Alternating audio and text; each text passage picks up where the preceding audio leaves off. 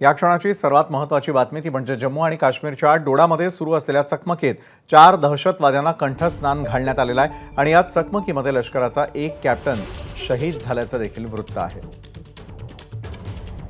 अभिषेक मुठाळ आपले प्रतिनिधी या संदर्भात अधिक माहिती देत आहेत। अभिषेक, जम्मू आणि काश्मीरच्या डोडामध्ये सुरू असलेल्या चकमकी संदर्भातले काय अपडेट्स?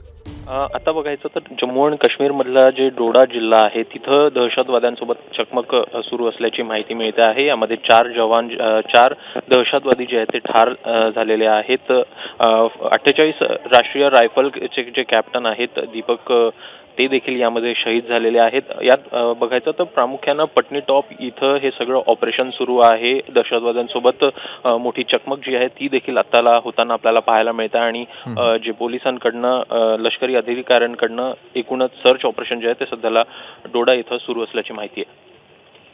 नक्कीच धन्यवाद अभिषेक, आपण दिलेल्या सविस्तर माहितीसाठी। एबीपी माझा, उघडा डोळे बघा नीट।